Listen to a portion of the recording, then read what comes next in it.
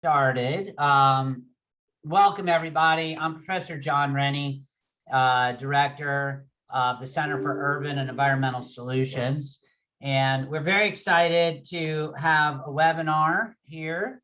I just want to make sure we're recording, so that I think we are recording.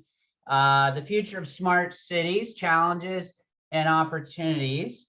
A presentation and conversation with a very prominent FAU alumnus, Mr. Clarence Anthony, which I will introduce here in just a little bit. But before that, I'm very excited to introduce Dean Michael Horswell, Dean of the Dorothy F. Schmidt College of Arts and Letters. Welcome, Dean Horswell. Thank you so much, Dr. Renee.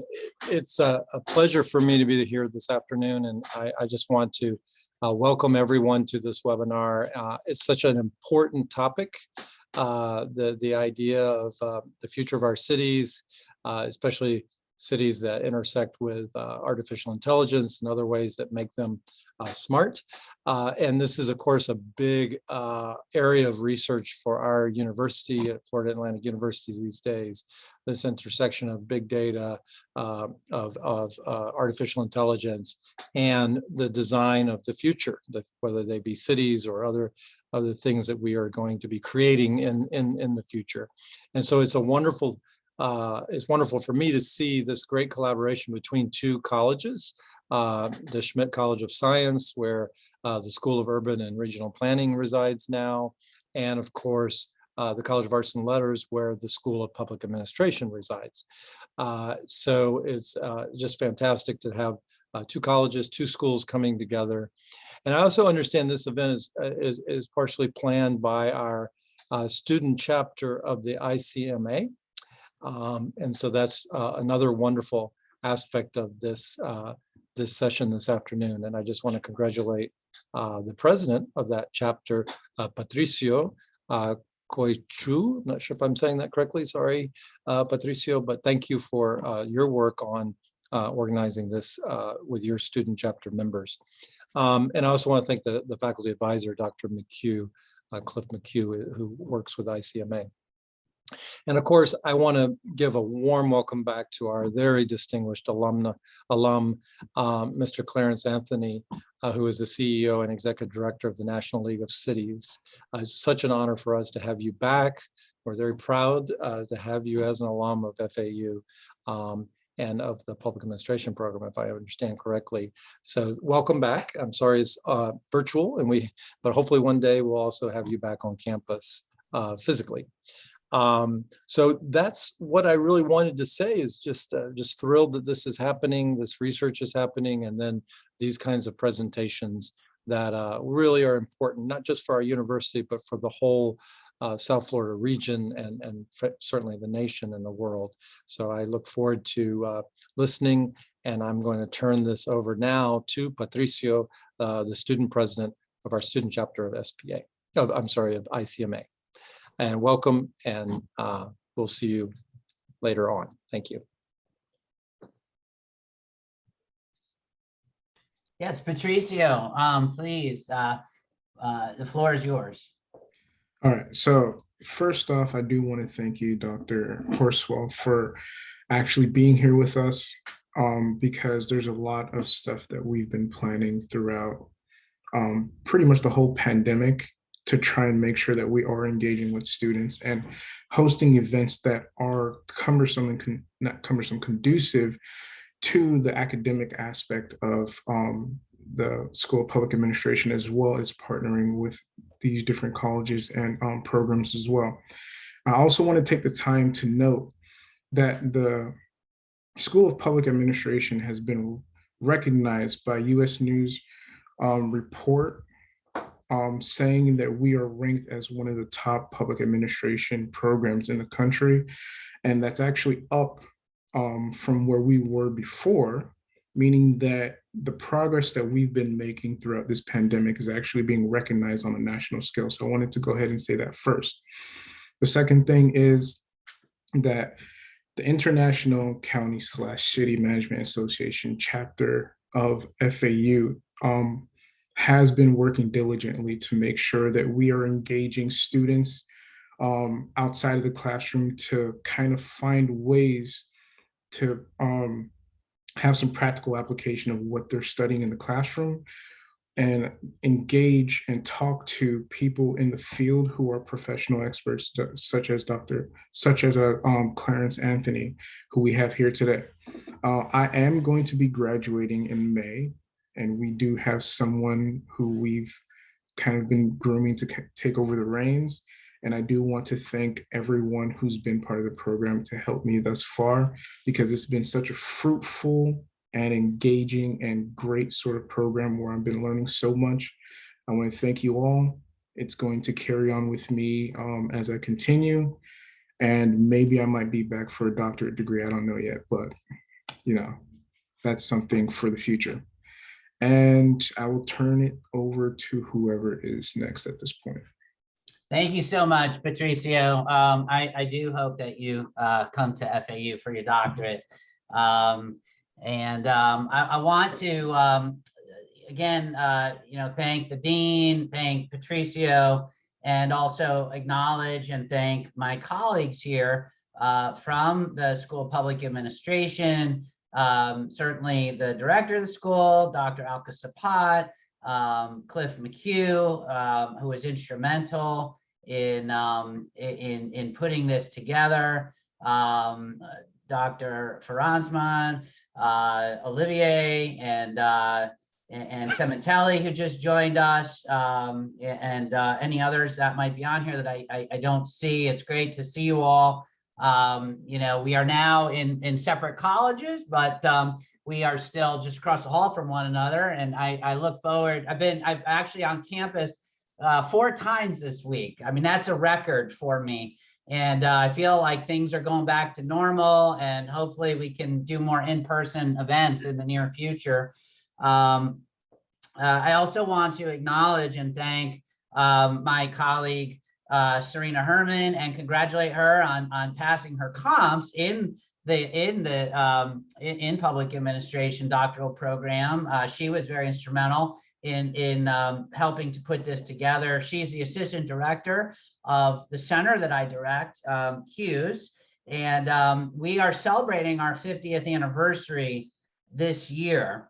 And as a part of this celebration, we are welcoming back one of our most distinguished former students who came through and worked in the center. I think it was called the Joint Center back then, because it was the joint center between Florida Atlantic and Florida International University. We've had some very, very distinguished alumni of Hughes. And as a part of our 50th anniversary, and I just learned that Clarence also has a home down here in Palm Beach County. We would love to invite him for an in-person event this fall. I'm also trying to invite one of my former doctoral professors when I did my PhD at Rutgers, Professor Reed Ewing, who is also a professor at FAU and worked in the Joint Center. He's one of the most highly cited urban planning professors, in the world. And so I'm hoping we can do an in-person event to continue the conversations that we're having, that we'll have today on this event. So with that said, Mr. Anthony wanted this to be more interactive than a kind of a presentation where he just talks to us. So in that vein, and because we're not an overly large group, I would just ask that you put your question in the chat window so I could see it. But if you're willing, I would call on you and hope that you could ask your question live, so we can, as a moderator, I can help to inspire a genuine conversation as best as we can virtually. And I think we've all been doing this long enough now that we know how to engage better virtually than we did before the pandemic. So I'm just going to kind of cover a couple of things on Mr. Anthony's bio, we'll then kind of jump straight into his presentation. He is the CEO and executive director of the National League of Cities, which is the largest and oldest organization representing America's cities, towns, and villages in their leaders. So under his leadership, the NLC has delivered billions of dollars in direct federal relief through the CARES Act and the historic American Rescue Plan Act to help support local governments respond, recover, and rebuild from the COVID pandemic. In this time, the National League of Cities is also ushered passage of the Infrastructure Invest in Jobs Act, which is delivering transformative investments in transportation, broadband, and water to communities across the country. That's also near and dear to my heart as somebody who focuses a lot of my research on transportation.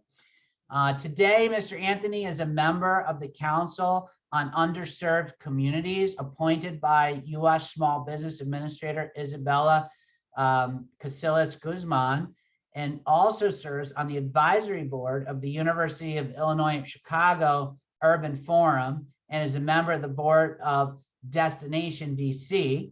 In 2020, Mr. Anthony received the National Forum for Black Public Administrators Marks of Excellence Award. He began his career in public service as the mayor of South Bay, Florida for 24 years. He served as the president of the Florida League of Cities and the National League of Cities. He was part of the founding group of Palm Beach County Black elected officials and the Tourism Development Board, Discover Palm Beach County. So, you know, we're talking to somebody here who knows probably more about Palm Beach County than we do. And following his time in elected office, Mr. Anthony represented local governments on the world stage as the founding treasurer and interim manager of the United Cities and Local Governments. He later founded Anthony Government Solutions, a firm focused on strategic visioning, policy development, and management restructuring for government and private sector organizations.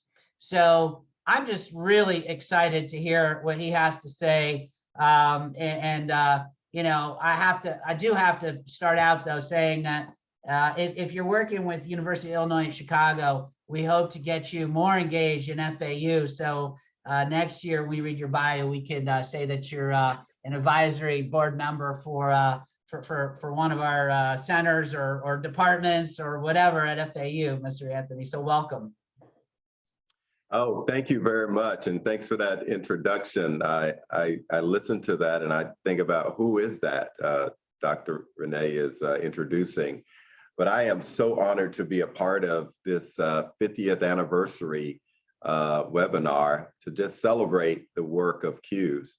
You know, as I think back on my years at FAU and my experiences there, I would not be where I am. And I don't just say that lightly, if it was not for Florida Atlantic University Joint Center programming. And I say that because it was where I learned really about urban planning, public policy analysis. I learned about how do you really look at every part of a community and city and create an environment where everybody can be a part of it. And so as we look at, you know, the 5 decades, CUES has been dedicated to helping communities, decision makers, folks who want to deal with issues related to urban issues, rural issues, environmental issues, and quality of life issues. And that to me is significant. And it made me who I am today. I think as I reflect back coming to FAU, I grew up in the Glades, Belle Glade, South Bay, one of the poorest communities, the poorest communities in Palm Beach County. And so my orientation to the campus, to the lifestyle, all of those things was a struggle, to be honest, and had to find my way into middle class, upper middle class Boca Raton, coming from the Glades. I reflect back on that being an African-American man, and I can tell you, it was the right place for me to be.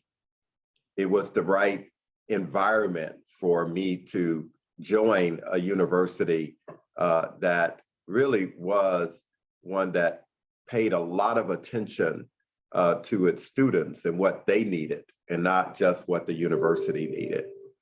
I'd also say that when I went to grad school and had a chance to join the program, the CUES program, or the Joint Centers program at that time, I was really trying to figure out where I fit in that space, because I always saw myself either as a city manager, an urban planner, and how I was going to focus on housing. And somehow, you know, I was in a meeting with Dr. John DeGrove, who is just historically, if you've not read about the history of the Joint Center and how it came about, this was the environmental land use city planning guru, not just in Florida, but nationally recognized, from Oregon to analysis that we did in, or the lack of planning that happens in Houston. And we learned about that. And then what we were trying to establish in Florida at the state level. And he was talking about the environment that existed in our country, and in terms of environmental sustainability, water issues, quality issues of water, sustainability, wetlands. And I had no clue of what that was at that time, because, you know, the things that I had to focus on as a young kid never involved environmental issues. And so I started doing a little research here and there. And what I found through the program, and I was encouraged to do, was to look at all the areas of urban development. Don't just think about housing. Don't think about economic development. Don't just think about transportation. But have you ever thought about our water systems and the quality of the water and the cost of the water, and how really poor folks, really it sometimes impacts them more than others? And that sort of directed my energy, where I started focusing on developing knowledge around environmental issues, developing confidence that I could actually go into that area. And that happened through the program. And I found myself at a graduate program doing an internship at the South Florida Water Management District around water quality, environmental sustainability. And actually, there was nobody else that looked like me around those tables. And that's what really pushed me to just focus in on that issue, because especially coming from the Glades and being, you know, really right on the outside of the Everglades, I thought I needed somebody who, I thought the issue needed somebody who did not have a face around that table. So I really must say thank you to the CUES program, because it really did help me to decide what my journey was. And my journey ended up working at the Water Management District, Treasure Coast Regional Planning Council as a planner, Palm Beach County, worked as a planner. So it really helped me. But the other thing that the program did through connections and leadership of, again, Dr. DeGrove and others, helped me to get on the state stage, working on the Sadowski Act, the Housing Act, you know, working to put together statewide plans of how we're going to plan cities. So I look back, the thing that was more important to me to reflect on is It wasn't just the program, it was the network.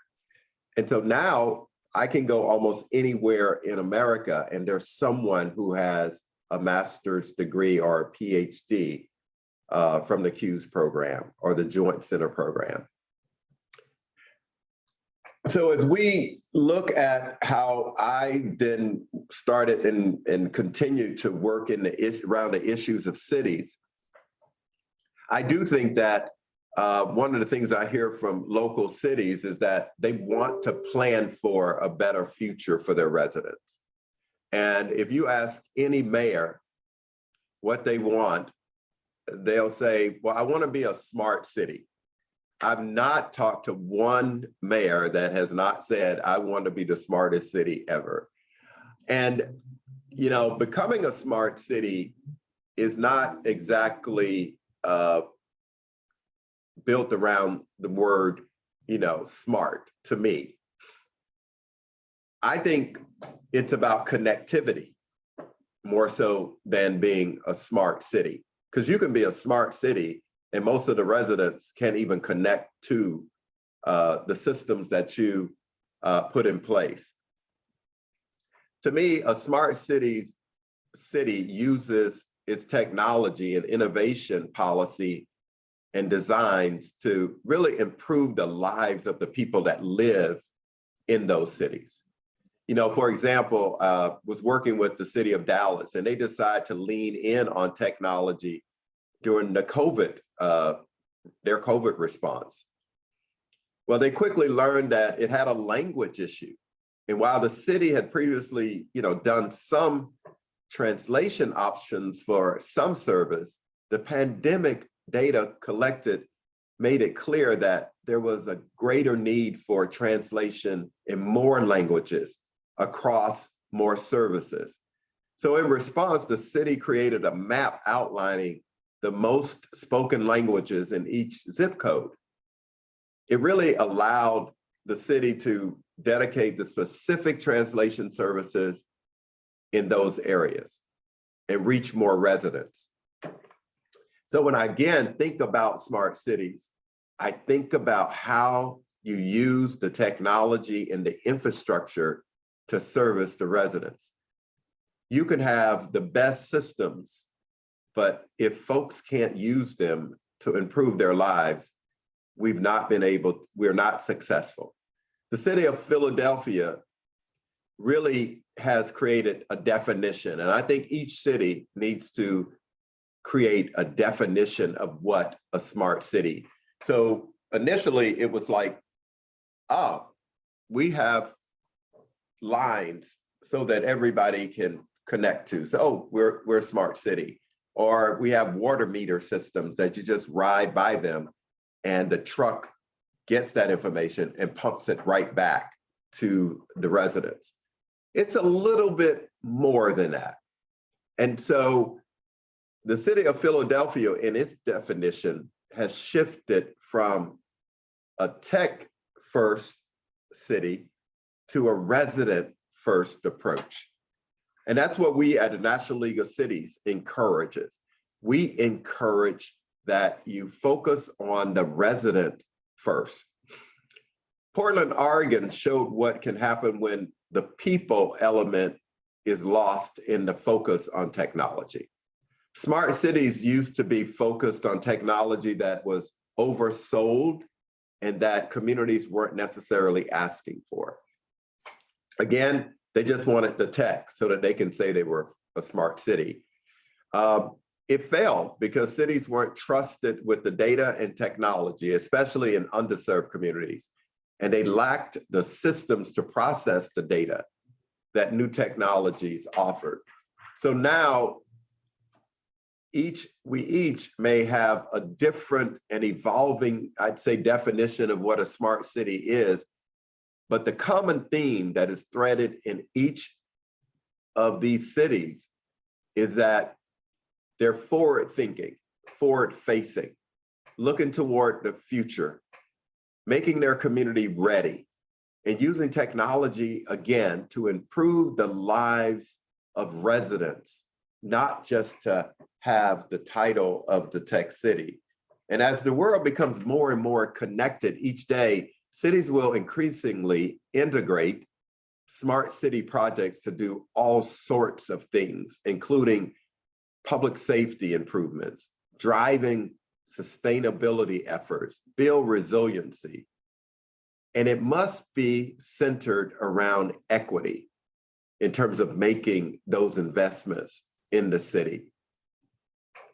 And so, and no matter how much we try to define what is a smart city, we do have to be very intentional that is tailored to the specific communities, again, to uplift the residents that live in those communities. Because we hear so many of the stories, and it hurt my heart when we was going through the COVID pandemic, and we saw families who didn't have broadband outside McDonald's trying to do their homework, or outside of a park just trying to access technology. It has to be focused on the residents. And the uncomfortable reality is, with any new technology, there will always be winners and losers. We also can't forget the inequities that COVID highlighted and at a time worsened. One of the things being the fact that we had to recognize that we have a digital divide in our communities, and that a lot of folks are not connected in certain communities. So it's important to take a note of the reality of what a smart city is, where it's focused toward the residents, and the financial limitations that prevent cities, a lot of cities, from reaching certain communities. You know, Dr. Renee, in his introduction, talked about the America Rescue Plan and the bipartisan infrastructure law that was passed, that the National League of Cities were the lead advocate for. The bottom line, we were helping cities to be able to get the resources they need to be more innovative and to deal with the issues of digital divide. You know, as the cities start hardening their systems, they're going to have to look at using new ways that was talked about a little bit earlier as it relates to cyber. First, what we saw in cyber attacks really focused on the private sector. And then all of a sudden you start seeing all these stories about how cities were being attacked. Baltimore, Atlanta, Philadelphia, paying millions of dollars so that they can get their data back. And in fact, a lot of them did not get their data back. So we have to figure out a way through local governments to use some strategies as well, whether it's hackathons, partnerships with private companies, smart procurement policies, just trying to use the national and state funds to be able to address the challenges that local cities are having as they move to trying to be smart. Cities will also need to develop and implement open data policies to provide transparency, accountability, efficiency, and responsiveness from government, because the trust of government at the local level is the number one thing that local leaders focus on. The transparency leads to trust. And so we're going to have to continue to build even more stronger policies and programs to engage citizens successfully, so that we can stand up proudly and say, we are a strong community, we engage our residents, we're a smart city, and we're a transparent city. But the efforts, as much as that is a lot of effort, it will be worth it, because the opportunities of improving residents' lives by being a smart city is just tremendous. And there are opportunities that cities are taking advantage of. The city of Austin has used smart tech to curb traffic and improve traffic congestion issues. They did this by altering existing sensors to analyze traffic patterns. And that data allowed them to enhance their signalization and timing so that their residents wouldn't be stuck in the car. And of course, reduce greenhouse gas emissions. They also implemented the Smart City Challenge, which includes new smart stations that provided connection and information from autonomous vehicle fleets. The city of Los Angeles has been a leader in implementing smart mobility initiatives. Local governments are at the forefront of the issue of sustainability, smart cities. And in our home state of Florida, as a former mayor, I have to say that it's important that Miami-Dade, West Palm Beach, Fort Lauderdale, all of those communities up from the Treasure Coast down to the Keys, we have the issues that everybody else have. I grew up there, so I know that we have to find a way to make sure that as we develop these smart systems, we develop them in a way that's inclusive of the residents. Because the community that has the big Jetsons look system, that's not the community that long-term people are going to want to move to. Residents are going to want to move to a place that the leaders of that community thought about every part and every person in that community as they created their cyber systems. So as we look at artificial intelligence, big data systems, it will be the future of what knowledge public leaders, as well as students who are studying public policy, will have to know. Right now, everything we do at the National League of Cities, my employees, is based upon information and data, and how we're going to use that data to help leaders make great business decisions. The analysis around that data, making sure that it is accurate data and not misinformation. You are going to be in that same, or if you're already not, in that same marketplace of being able to make yourself available to have correct data in order to make decisions. So as we look at the first 50 years, I think Hughes can look back and say, we made an impact, not just in the state of Florida, but nationally. And that's through my job every day. And I'm thankful for the experience that I had at FAU as an undergrad, as well as a graduate student. And I would highly recommend anyone who is looking for a great master's program that will provide you a well-rounded experience, that will also give you opportunities to learn about environmental issues, housing issues, economic development issues, climate, sustainability. FAUQ's program is the place to be able to do that. And I'm so proud that I am a fighting owl from Florida Atlantic University. And I thank you all, and I'll take some questions now. Clarence, thank you so much. And I just had to respond. Your remarks were so spot on and well taken. You know, I did my PhD in urban planning and public policy at Rutgers and graduated about 18 years ago. And just this past year, I signed up to do a master's in artificial intelligence at FAU. So I'm not only a professor, I'm now a master's student once again.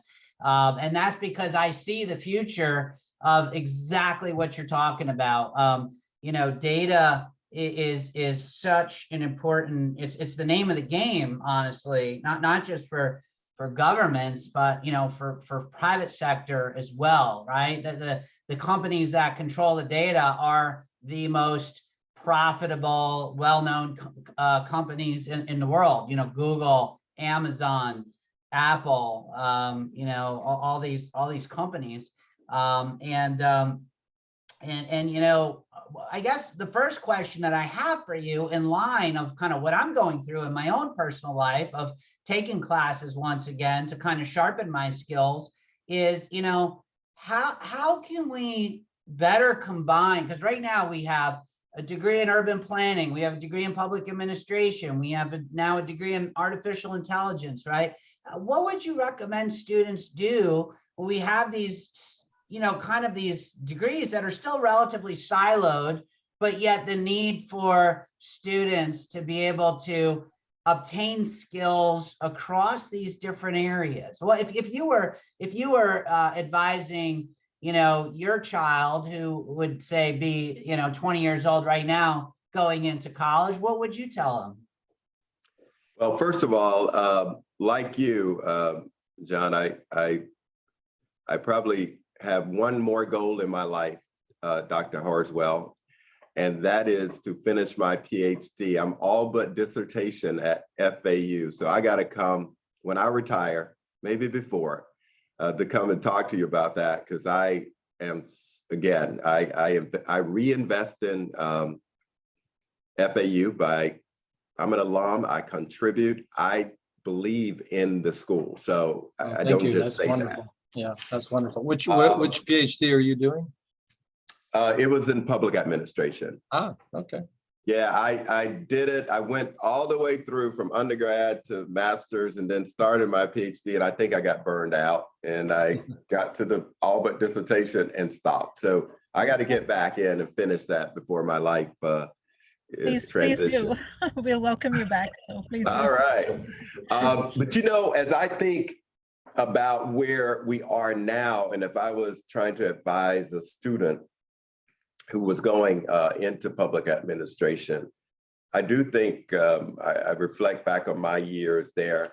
I was taking statistical package for social science, and we had punch cards back then. And to be able to mark the data, I see Michael smiling because he maybe remember those days. So I'm like, did all of the data that way. And I had it done. I had them in a stack because I was going to put them in that machine and it was going to print out my analysis. Well, I tripped over a parking block and my cards just went everywhere. That's how far we've come from my time in terms of data and collection.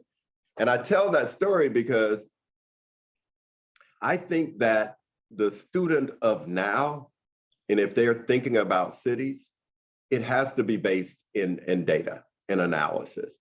They have to be strong in not having specific knowledge about artificial intelligence, but being able to understand how cities can use that. So it's almost one of the things that I'll look back on with FAU's program. Sometimes it was a really academic, and I would just advise that we bring in some real practitioners at times. The internships programs was my savior. I mean, at South Florida Water Management District was the best thing that told me that I needed to stay in environmental policy.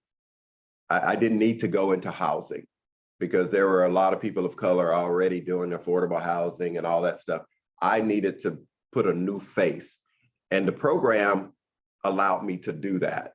And so my advice, Dr. Renee, would be that there should be if I was going back to the program, I probably would do a general at the beginning, but hone in on whether it is artificial intelligence or environmental issues, because if you're going to stay in Florida, that is definitely, whether it's climate, sustainability, and then anything to do with data analysis.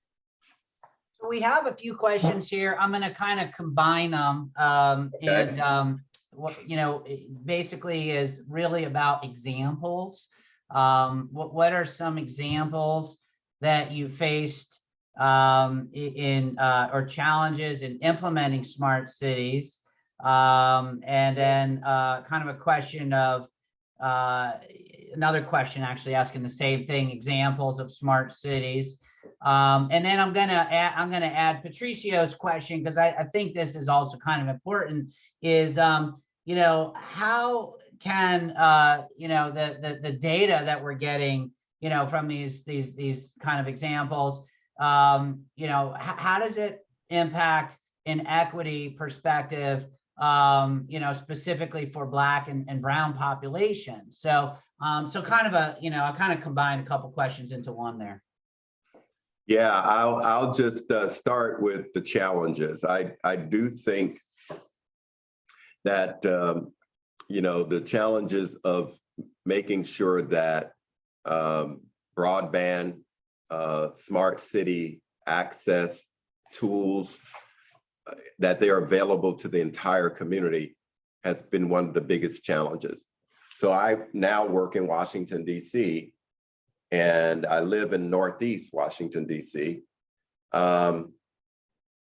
Northwest, where I work, I can walk anywhere, and there's technology, there's innovation, there's cameras. You know, I got 5, 6, 7Gs in terms of technology. I drive 5 miles away from here, and you know, everything slows down. And I think one of the biggest challenges is developing a plan that starts with those that are most in need, instead of starting with those that pretty much can buy a router and boost their internet. The other thing is when it's the funding issue. You know, local governments have to fund so many priorities. I mean, you know, whether it's public safety, you know, reinvestment in your water and sewer programs, parks, transportation, and you go on and on and on.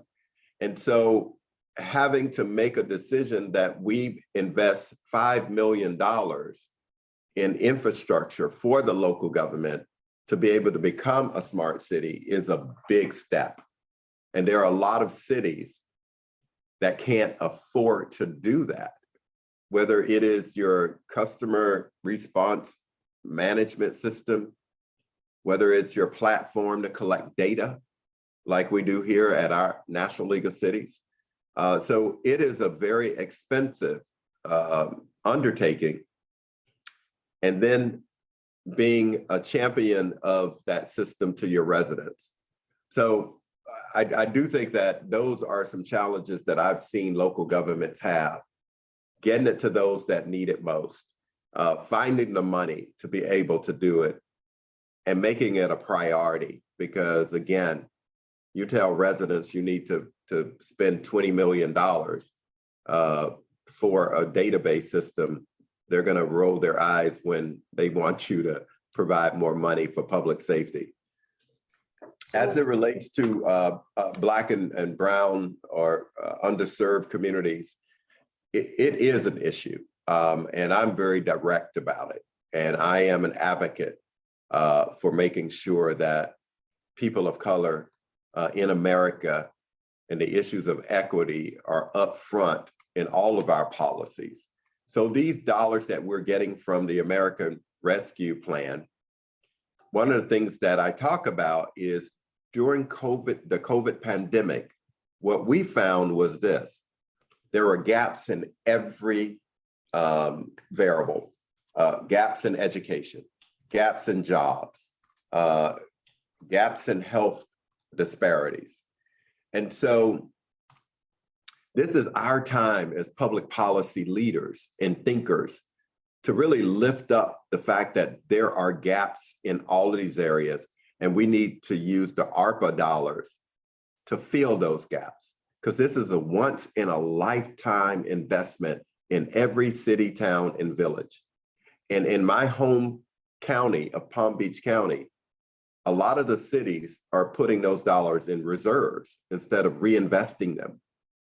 And I think that we need to do some research as public policy leaders or ask students to really analyze if these dollars were spent, how and track it, how are the lives of kids being improved? How many jobs are being created? How many people of color are moving out of poverty? It is trackable, Dr. Renee. It is data, and it's not about my heart. My heart says I want to make sure those gaps are filled.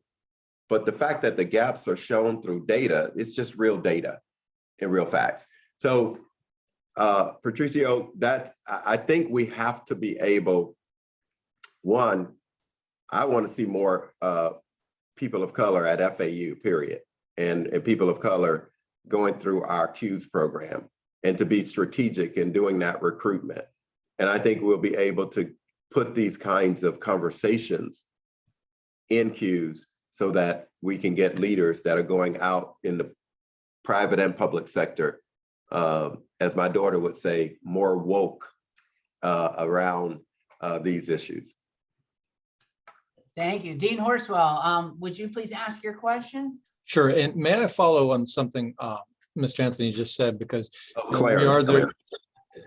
Clarence, we are really proud of the fact that we just got ranked nationally in the Social Mobility Index, which is an index that measures how our education is providing kind of upward mobility for our students. And you may not have seen our stats lately, but 40% of our students are first generation at university. So we're very proud of that. And we have a whole first gen program. And so everything you just said really resonates with me. As we keep building on that success, we still have plenty of room to grow and improve, but we do have that very strong commitment. FAU is the most diverse university now in the whole state system. I'm not sure if you're aware of that. I'm sure the last time you've been on campus. And so that diversity is such a strength for us in so many different ways. But we want to keep obviously growing that diversity and feeding the pipeline of leaders from all these different backgrounds. We're also now a Hispanic serving institution. That just happened 2 years ago. So that means we have 26% of our students who are Latinx background and about 20% Black and African American. So we're really a majority minority university now in that sense, which again, we're very proud of. And what we love to say also, one last little piece of information, is that there is no achievement gap between any of the demographic groups at FAU. In other words, all the different groups we just mentioned are achieving or are graduating, et cetera, at the exact same rates that all the other groups, which I think speaks well of the quality of our students who are, even though they might be from a first gen background, are still performing at this very high level. So we're very, very proud of that. So I would love to see us partner with you in any way we can to make sure that pipeline continues into the professions that you lead nationally. Excellent. Well, I look forward to always returning on the campus of FAU and seeing how impressive it is as a university. I tell you guys, I'm serious. I'm so proud of my university.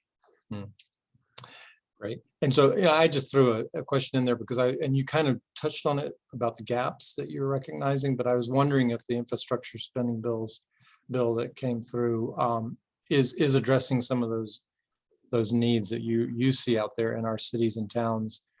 But then you did talk right after that, you talked about the gaps. And I just wonder, what we can do to advocate for that kind of investment, into the future.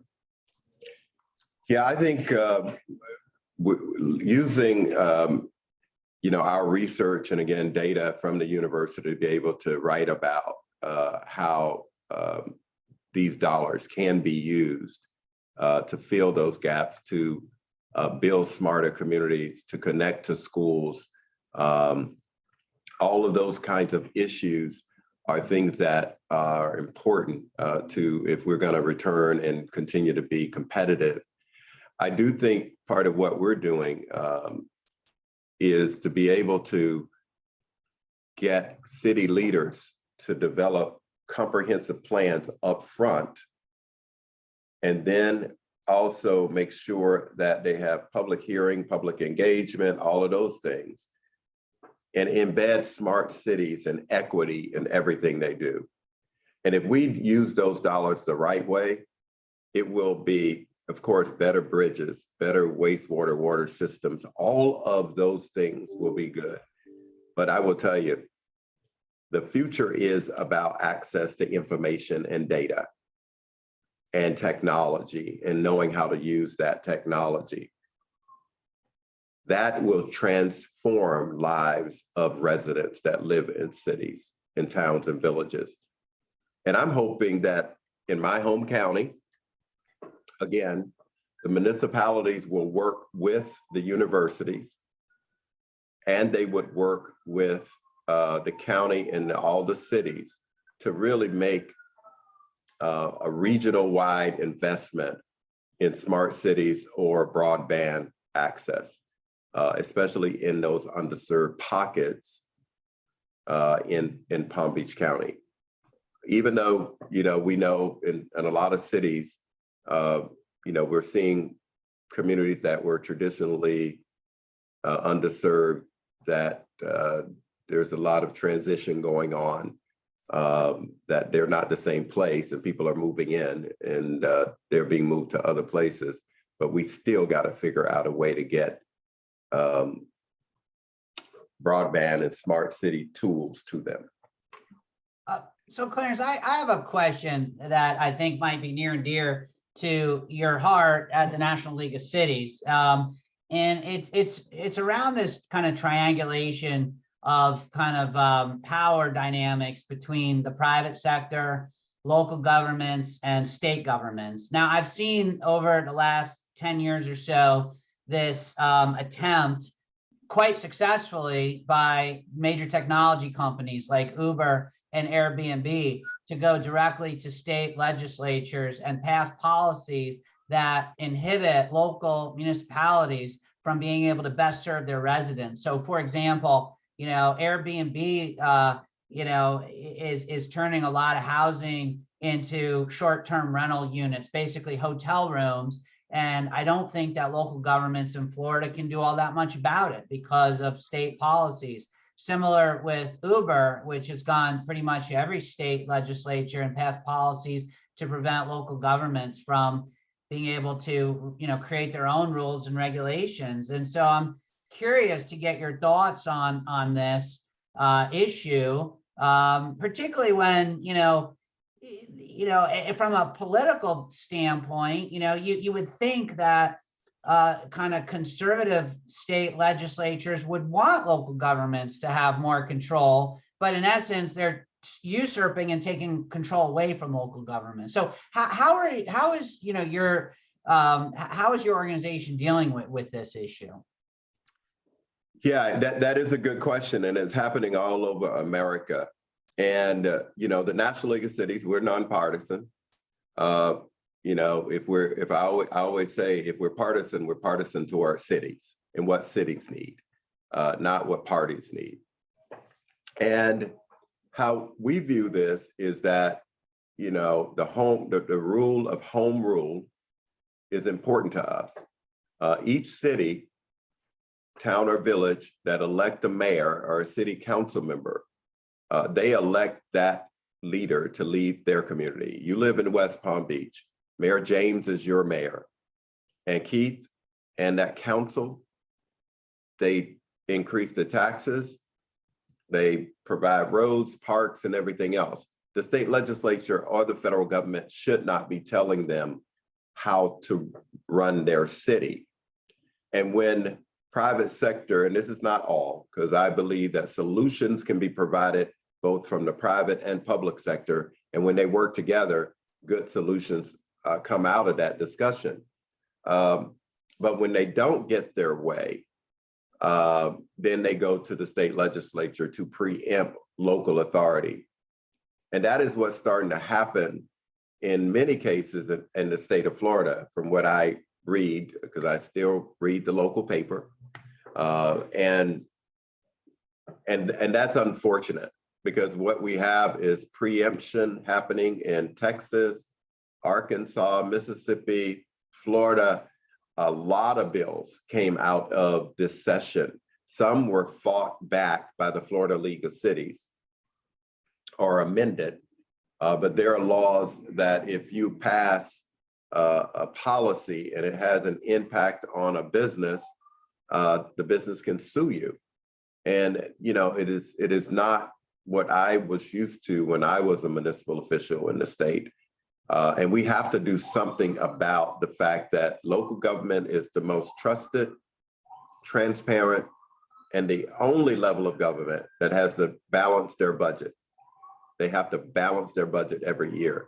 And so I hope that that relationship change in the future soon, hopefully. But if it doesn't, cities will fight. They will fight in Tallahassee, Washington, D.C., Atlanta, Little Rock, Arkansas. We're going to fight to make sure we have a voice. And that's what the National League of Cities does. We fight for the interest of local leaders.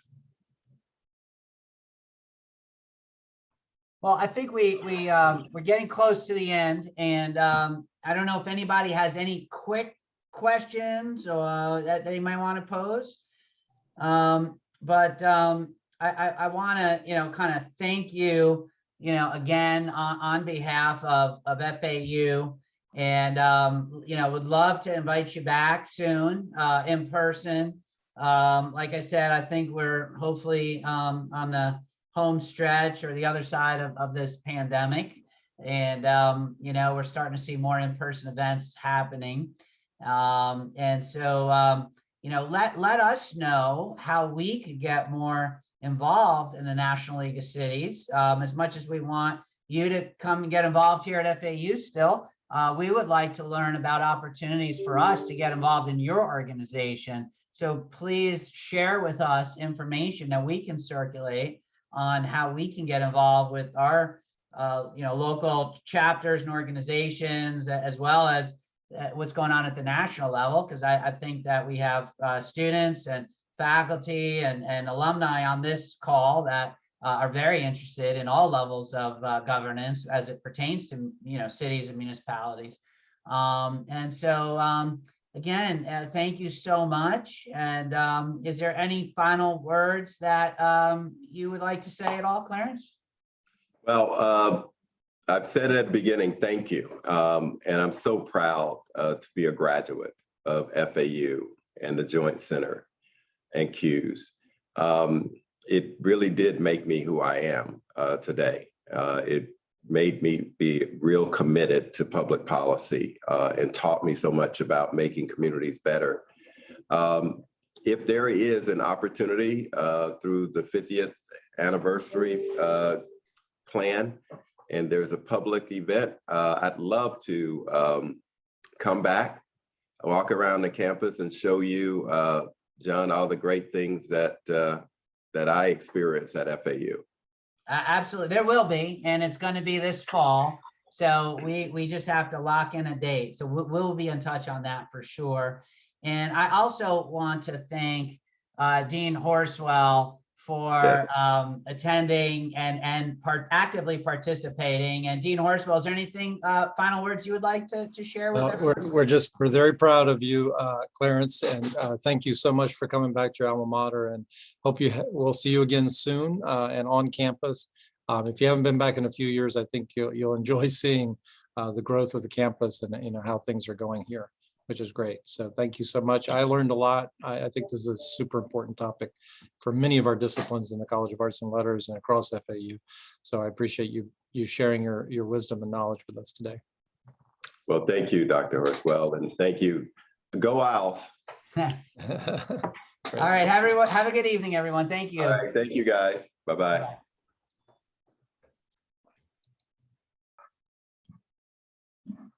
Hey, Serena, you want to stay on?